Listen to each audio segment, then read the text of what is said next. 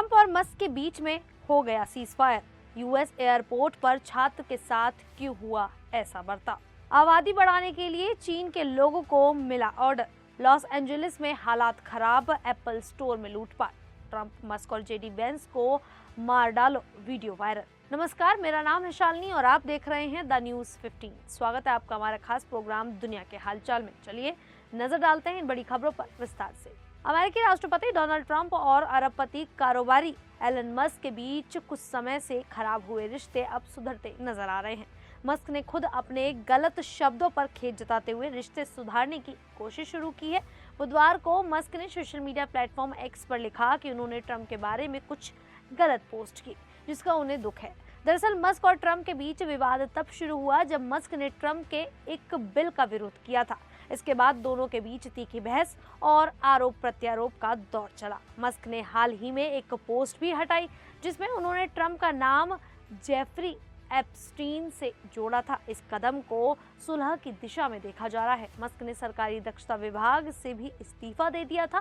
Trump और Musk की दोस्ती जुलाई 2024 में तब मजबूत हुई थी जब पेंसिल्वेनिया में ट्रंप पर हमले की कोशिश हुई थी। मस्क ने तब ट्रंप का खुलकर समर्थन किया और उनके जल्द ठीक होने की कामना की।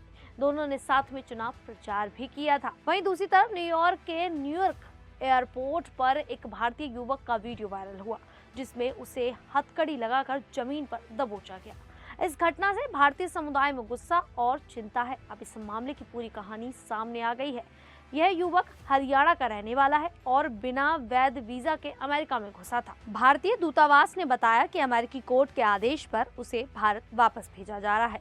न्यूयॉर्क एयरपोर्ट पर ट्रांजिट के दौरान उसका व्यवहार ठीक नहीं लगा, इसीलिए उसे रोका गया और मेडिकल जांच के लिए भेजा गया। डॉक्टरों के फिट घोषित करने के बाद ही उसे भारत भेजा जाएगा। भारतीय विदेश मंत्रालय ने इस मामले को गंभीरता से लिया और अमेरिकी दूतावास से जवाब मांगा है। भारतीय अधिकारी अमेरिका से लगातार संपर्क में हैं, लेकिन अभी यह स्पष्ट नहीं है कि युवक को कब और कैसे रोका गया। वीडियो भारतीय मूल के उद्यमी कुणाल जैन ने शेयर किया, जिसके बाद सोशल मीडिया पर हंगामा मच गया। अमेरिकी दूतावास ने कहा कि वे अवैध प्रवास या वीजा दुरुपयोग बर्दाश्त नहीं करेंगे। वे वैध यात्रियों का स्वागत करते हैं, लेकिन कानून तोड़ने वालों पर सख्ती करेंगे। वहीं चीन की सरकार अब अपने नागरिकों से कह रही है कि नौकरी छोड़कर शादी करें और बच्चे पैदा करें। देश में घटती आबादी की चिंता को देखते हुए सरकार युवाओं को शादी और बच्चे के लिए प्रोत्साहित कर रही है।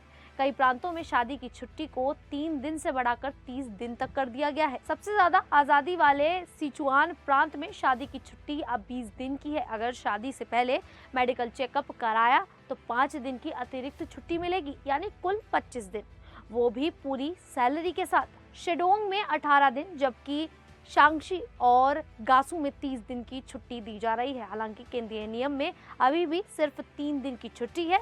चीन में शादियां कम हो रही हैं। 2025 की पहली तिमाही में सिर्फ 18.1 लाख जोड़ों ने शादी की, जो पिछले साल से 8% कम है। कम शादियों का असर जन्म दर पर भी पड़ रहा है। युवा करियर, पढ़ाई और आजादी को तवज्जो दे रहे हैं। सरकार ने शादी रजिस्ट्रेशन को आसान किया और माता पिता के लिए छुट्टियां बढ़ाई हैं, लेकिन कुछ लोग चिंतित हैं कि आर्थिक दबाव के कारण ये सुविधाएं सिर्फ कागजी ना रह जाएं। वहीं लॉस एंजलिस में हालात तनावपूर्ण है। राष्ट्रपति डोनाल्ड ट्रंप के अब्रजन आदेशों के खिलाफ वहां विरोध प्रदर्शन तेज हो गए हैं।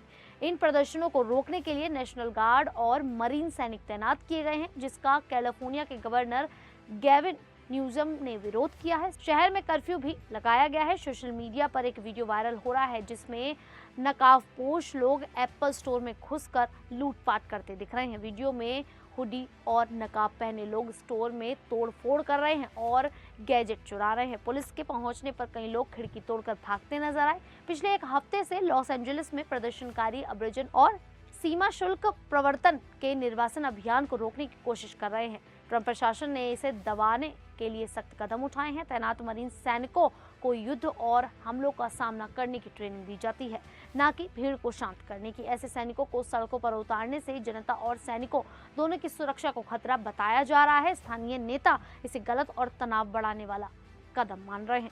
वहीं यमन में अल कायदा के नेता साद बिन आतिफ अल अबलकी ने गाजा युद्ध को लेकर अमेरिकी राष्ट्रपति डोनाल्ड ट्रंप और अरबपति एलन मस्क को धमकी दी है। यह धमकी उनके पहले 30 मिनट के वीडियो में दी गई, जो शनिवार को AQAP समर्थकों ने ऑनलाइन फैलाया। अल अबलकी, जिन पर अमेरिका ने $60 लाख का इनाम रखा है, उन्होंने गाजा में 54,772 फिलिस्तीनियों की मौत पर गुस्सा जताया। उन्होंने कहा, गाजा में जो हो रहा है उसके बाद कोई सीमा नहीं, जवाबी कार्रवाई जायज है।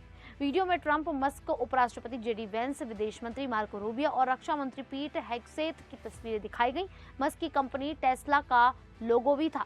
अल अबकली ने मिस्र, जॉर्डन और खाड़ी देशों के नेताओं पर लोन वुल्फ हमले करने को उकसाया। AQAF, जो 2009 में बनी, यमन के हूती विद्रोहियों से अलग है। हूती ने हाल ही में अमेरिका से युद्ध विराम किया है। AQAF के पास 3000 से 400 लड़ाके हैं जो लूट, हथियार तस्करी और फिरौती से पैसे जुटाते हैं। गाजा युद्ध में AQAF का ध्यान हूती की तरह है, जो इजराइल और लाल सागर के जहाजों पर हमले कर रहे हैं। विशेषज्ञ मोहम्मद अल-वशा कहते हैं कि अल अबलकी हूती की लोकप्रियता को चुनौती देना चाहते हैं। अब जिस तरह से यहाँ पर ट्रंप और एलन मस्क को धमकी दे रही है, क्या एक बार फिर से एलन मस्क और ट्रंप फिर से एक साथ मजबूत होते हुए नजर आएंगे?